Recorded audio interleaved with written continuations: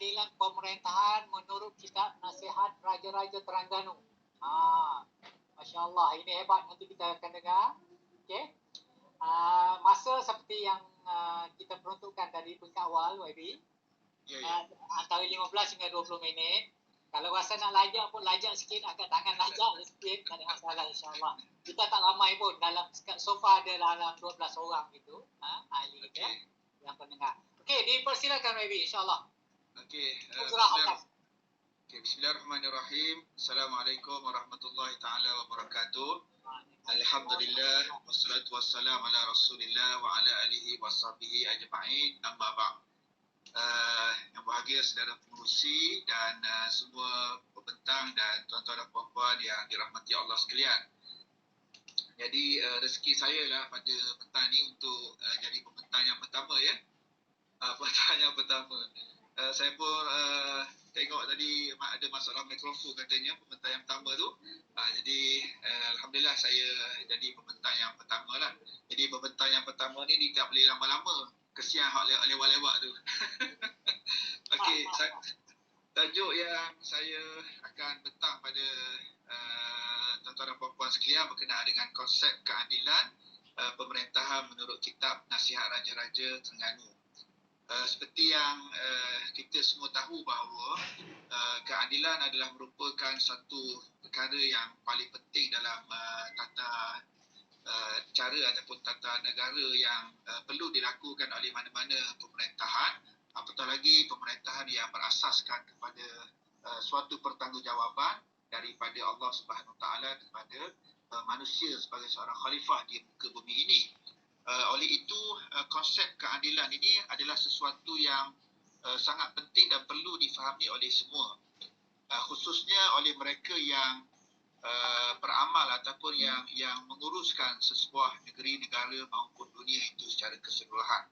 Dan dalam isu konsep keadilan pemerintahan menurut kitab Nasihat Raja-Raja Terengganu ni, saya suka untuk mengambil suatu kitab yang telah pun dikarang oleh seorang ulama yang terkenal di Terengganu pada abad yang ke-19, iaitulah seorang ulama yang dikenali sebagai Tok Syekh Pulau Duyung. Tok Syekh Pulau Duyung ataupun nama sebenarnya adalah Syekh Wan Abdullah bin Wan Muhammad Amin, yang mana beliau merupakan seorang ulama dan ayahnya juga seorang ulama juga, Tok Fadil Syekh Pulau Duyung juga, yang merupakan ulama yang tersohor dan pernah menjadi penasihat kepada Baginda Sultan Omar sebelum daripada mangkat dan sebelum daripada pelantikan Sultan Zainal Abidin yang ketiga pada tahun 1881. Dan secara lebih jelasnya lagi di Terengganu kita ni khusus pada akhir abad yang ke-19 kita ada sekurang-kurangnya ada 2 manuskrip yang membicarakan tentang konsep keadilan kenegaraan ni. Yang pertamanya manuskrip yang ditulis yang bertajuk Sahibul Hikayah Sultan Zainal Abidin, Sahibul Hikayah Sultan Zainal Abidin yang ketiga, dan yang keduanya kitab Nasihat Raja-Raja, kitab Nasihat Raja-Raja yang dikarang oleh Tok Syekh Pulau Duyung yang menjadi tajuk yang saya pilih dan saya bincangkan pada petang ini. Jadi ada 2 manuskrip ini dan saya pilih manuskrip yang pertama walaupun kedua-duanya itu mempunyai kaitan di antara satu sama lain yang membincangkan tentang keadilan dan juga tentang pemerintahan menurut agama ataupun menurut Islam itu sendiri. Yang keduanya, saya suka juga menjelaskan bahawa kitab yang ataupun manuskrip yang saya ingin bincangkan pada kali ini dikarang oleh Tok Syekh Pulau Duyung yang nama sebenarnya adalah Syekh Wan Abdullah bin Wan Muhammad Amin, seorang ulama yang berasal daripada Pulau Duyung, Terengganu, yang sebelum daripada itu berasal daripada Patani dan kemudiannya berhijrah ke Terengganu bila mana ayahnya Tok Fadil Pulau Duyung berhijrah ke Terengganu. Dan beliau telah pun sebelum daripada menulis manuskrip ataupun kitab Nasihat Raja-Raja ini pernah berkhidmat sebagai penasihat kepada dan juga menjadi pengajar kepada Baginda Sultan Omar sebelum daripada pelantikan Sultan Zainal Abidin yang ketiga lagi. Dan sebaik sahaja kemangkatan Baginda Sultan Omar dan pelantikan Sultan Zainal Abidin yang ketiga, maka Tok Syekh Pulau Duyung ataupun Syekh Wan Abdullah ini telah pun dilantik sebagai mufti untuk Kerajaan Terengganu sekaligus penasihat kepada Sultan Zainal Abidin ketiga pada waktu itu. Dan memandangkan Sultan Zainal Abidin yang ketiga pada waktu itu dilantik pada menaiki takhta pada 1881. Pada waktu itu umur baginda ataupun umur Tuanku Sultan baru 16 tahun. Masih tersangat muda ya. Dan kerana itu Sultan Zainal Abidin ketiga sememangnya memerlukan orang kata penasihat dan tunjuk ajar daripada para penasihat-penasihat beliau. Dan umum seperti yang kita ketahui, sebelum daripada Tuanku Sultan Zainal Abidin sendiri pun, Baginda Sultan Omar sendiri menjadikan para ulama sebagai penasihat beliau. Maka kerana itu tidak pelik apabila Sultan selepasnya juga menjadikan para ulama sebagai penasihat. Dan atas kapasiti yang besar itu, maka Tok Syekh Pulau Duyung mula mengarang makalah-makalah yang kemudiannya dikumpulkan dan dijadikan kitab Nasihat Raja-Raja ini. Dan untuk makluman juga, Tok Syekh Pulau Duyung ini merupakan tuan guru kepada Tok Kupalo. Dan Tok Kupalo pada waktu itu juga orang kata dilantik oleh Sultan Zainal Abidin yang ketiga sebagai Syekhul Islam kepada negeri Terengganu. Jadi bergandinganlah antara tuan guru dan juga anak murid ini, Tok Kupalo, untuk orang kata menjadi penasihat dan juga orang Terengganu kata jadi tulang belakang lah kepada pemerintahan Sultan Zainal Abidin yang ketiga, yang terkenal dalam pemerintahan negeri Terengganu sebagai sultan yang paling adil. Dan juga zaman era kegemilangan negeri Terengganu adalah ketika Sultan Zainal Abidin yang ketiga ini, di mana dalam sepanjang perkhidmatan Tok Syekh Pulau Duyung menerusi kitab Nasihat Raja-Raja ini, beliau telah pun orang kata menulis makalah-makalah yang telah pun saya nyatakan itu. Dan di antara isi kandungan yang ada di dalam kitab ini ada beberapa isi kandungannya yang saya nyatakan di sini. Sebagai satu contoh, dalam jadual yang pertama kandungan kitab Nasihat Raja-Raja ini, pada mukaddimah Tok Syekh Pulau Duyung telah menyatakan tentang puji-pujian kepada Sultan Terengganu, di samping menyatakan tujuan kitab ini ditulis dan juga menyatakan ciri-ciri raja yang adil. Ciri-ciri raja yang adil. Dan diterangkan di dalam kitab ini bahawa di antara ciri-ciri sultan yang adil ini, iaitulah sultan yang memiliki dua unsur ataupun dua sifat. Yang pertamanya, raja mestilah seorang yang berilmu, kerana ilmu adalah merupakan alat utama untuk mengenal Allah dan mengetahui perkara yang benar dan juga perkara yang salah. Dan raja diminta supaya senantiasa mendalami ilmu dunia dan akhirat supaya mendapat petunjuk di dalam pemerintahan. Dengan ilmu dan pengetahuan yang terang dan sukakan makrifat dan iman, raja insya-Allah akan senantiasa mendapat panduan di dalam melaksanakan tugas-tugas pemerintahan. Jadi ini syarat yang pertama yang telah pun dinyatakan oleh Tok Syekh Pulau Duyung dalam kitab beliau untuk menasihati raja, bukan sahaja Sultan Zainal Abidin yang ketiga, bahkan sesiapa sahaja yang bakal menjadi menaiki takhta, maka syarat yang pertama ini harus dilakukan. Itulah mesti seorang yang berilmu. Yang keduanya, raja sebagai pemerintah mestilah melaksanakan tugas-tugas yang diamanahkan ke atasnya seperti yang ditetapkan oleh agama.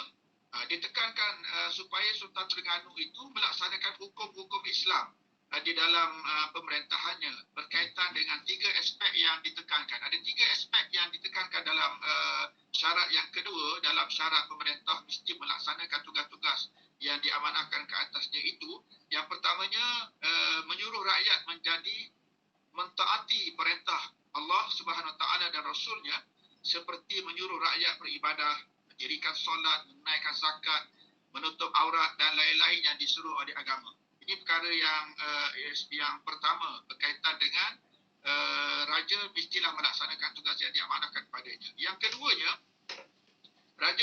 menguatkuasakan undang-undang berasaskan syariat bagi mencegah berlakunya perkara-perkara mungkar seperti berjudi, mencuri, berzina, menyabung ayam dan berlaga kerbau serta semua perbuatan-perbuatan mungkar yang diharamkan oleh Allah Subhanahu Wa Taala. Dalam pengertian yang lainnya ialah raja mesti menguatkuasakan undang-undang, bukan sahaja ada undang-undang tetapi mesti menguatkuasakan. Dan yang ketiganya, melaksanakan undang-undang jenayah syariah untuk menghukum orang-orang yang melakukan kesalahan jenayah. Antaranya undang-undang jenayah berkaitan dengan had atau hudud dan juga takzir yang menjadi kewajipan pemerintah ke atas pelaku-pelaku kesalahan mengikut jenis-jenis yang dilakukan oleh mereka. Jadi di dalam kitab Nasihat Raja-Raja ini mengingatkan kepada raja supaya tidak terpedaya dengan kepentingan dunia dan sanggup untuk mengabaikan hukum-hukum Allah dan membiarkan berlakunya kezaliman semata-mata kerana tertarik dengan kemewahan dan juga kenikmatan yang ada di dalam dunia. Jadi artinya Tokku ataupun Tok Syekh Pulau Duyung telah pun meletakkan syarat yang begitu penting dan perlu ada kepada para raja ataupun sesiapa yang menaiki takhta menjadi seorang raja. Di samping itu juga, selain daripada itu, Tok Syekh Pulau Duyung juga menyatakan dalam kitab Nasihat Raja-Raja ini, beliau menerangkan tentang sifat raja-raja yang jahat. Diterangkan juga di sini sifat raja-raja yang jahat supaya Raja Sultan ataupun Sultan Zainal Abidin ketiga dan sesiapa yang menaiki takhta tidak akan menjadi seorang pemerintah ataupun raja yang dikategorikan ataupun yang disifatkan sebagai raja yang jahat. Di samping itu juga, dalam kitab ini juga menyatakan tentang sifat-sifat manusia akhir zaman. Sifat-sifat manusia akhir zaman yang perlu diketahui oleh tuanku supaya tuanku dapat mengenali inilah dia manusia akhir zaman dan bagaimanakah tuanku boleh berinteraksi ataupun boleh menangani isu-isu yang berkaitan dengan permasalahan yang berlaku di kalangan rakyat baginda. Dan yang terakhirnya, Tok Syekh Pulau Duyung menyatakan dalam kitab beliau berkenaan dengan pengertian raja-raja tentang raja-raja yang adil dan juga kelebihan-kelebihan. Dinyatakan juga tentang kelebihan-kelebihan bagaimanakah raja yang adil dan apakah kelebihan-kelebihan yang yang akan diperolehi oleh para raja sekiranya mereka melaksanakan menjadi seorang sultan yang adil. Dan di dalam ini juga menyatakan bahawa sekiranya sultan tidak melaksanakan keadilan di dalam pemerintahannya, maka sultan itu akan digulingkan oleh rakyat. Dan ini sesuatu yang sebenarnya sangat penting dan perlu diketahui sehinggalah pada kita pada pada masa sekarang ini. Dan kitab Nasihat Raja-Raja telah membawa satu konsep penting dalam politik kenegaraan Islam, iaitu memberi nasihat dan panduan kepada raja-raja supaya memerintah dengan adil, dan tidak melakukan kezaliman ataupun melakukan ketidakadilan dan mengamalkan sama ada rasuah, mengamalkan kronisme, nepotisme dan sebagainya lagi yang boleh menyebabkan rakyat merasa benci kepada pemerintahannya. Juga di dalam kitab ini juga dinyatakan bahawa raja juga tidak boleh menjadikan ataupun mengikut kehendak daripada rakyat ataupun daripada masyarakat umum, walaupun ianya mempunyai jumlah yang majoriti, apabila apa yang dikehendaki itu sesuatu yang mungkar ataupun sesuatu yang tidak dibenarkan oleh Allah Subhanahu Wa Taala. Dalam arti kata yang sebenarnya, raja perlu mendahulukan hak Allah dan juga pertanggungjawaban kepada Allah. Takbir. Berbanding dengan mengikut apa yang dikehendaki oleh manusia. Dan konsep amal ma'ruf nahi munkar adalah sesuatu konsep yang dengan terang dan jelas diterangkan oleh Tok Syekh Pulau Duyung dalam kitab Nasihat Raja-Raja ini untuk dilaksanakan oleh seorang pemerintah. Artinya mesti ada amal ma'ruf nahi munkar. Dengan mengamalkan amal ma'ruf dan nahi munkar dan melaksanakan syariat berdasarkan Al-Quran dan As-Sunnah, insya-Allah keadilan dapat ditegakkan di dalam sesebuah pemerintahan. Jadi saya rasa itu saja pembentangan yang saya dapat lakukan dalam masa yang terkejar-kejar juga ni, insya-Allah saya harap ianya dapat difahami dengan baik. Dan terima kasih kepada moderator dan kepada semua pembentang dan juga sesiapa yang mengikutilah di maya ni, insya-Allah. Terima kasih banyak. Assalamualaikum warahmatullahi wabarakatuh. Waalaikumsalam warahmatullahi wabarakatuh. Terima kasih YB. Ya, sama-sama. Tepat dengan masa yang kita berikan. Alhamdulillah. Apa dimaafkan. Ada banyak lagi sebenarnya perlu disentuh. Biasalah kita membicara ke sebuah buku. Terutama kali buku yang ditulis oleh ulama dulu. Sebenarnya kalau kita perincikan satu muka surat tu saya rasa 2 jam tak cukup kan. Apatah lagi berkenaan dengan konsep pemerintahan. Dan soal keadilan itu. Ada pun sebenarnya ada 2-3 soalan sebenarnya nak bertanya juga kan. Terutama sekali maknanya itu untuk guru ulama kita dulu menulis tentang konsep keadilan untuk raja-raja tahu. Untuk raja-raja. Ada tak penulis-penulis sekarang yang berani nak menulis benda yang sama ditujukan raja-raja kita sekarang? Ini satu cabaran ya. Satu cabaran yang saya rasa mesti ada sebenarnya. Sebab kalau tidak kita kita tenggelam dengan dalam ilmu dan tenggelam dalam dunia akademik sahaja tanpa sebenarnya menunjukkan sasaran yang sebenar. Sebab bila kita tuju apa yang sepatutnya yang ada pada kita kepada sasaran yang sebenar, maka orang kata bila sasaran kena, itulah yang sepatutnya dilaksanakan. Kalau gitu saya cadangkanlah YB sendiri tulis sebuah buku insya-Allah berdasarkan apa yang ditulis oleh Toku Pulau Duyung tadi dan ditujukan kepada pemerintah semasa. Kan? Kalau Toku Pulau Duyung dulu ditulis untuk raja-raja pada zaman dia. Jadi sekarang ni kita tulis ulang sebuah buku juga tentang konsep yang sama, konsep keadilan dalam pemerintahan. Kita tuju kepada pemerintah yang sezaman sekarang, kurun ke-20, 21 ini. Boleh tuan YB? Satu amanah yang cukup besar tu. Nanti kita sama-sama. Kita sama-sama beri kerjasama insya-Allah. Ya, insya-Allah. Terima kasih bro. Terima kasih banyak YB. Nanti kalau ada masa kita beri peluang sikit lagi YB untuk kalau ada apa-apa buat pertambahan ya. InsyaAllah.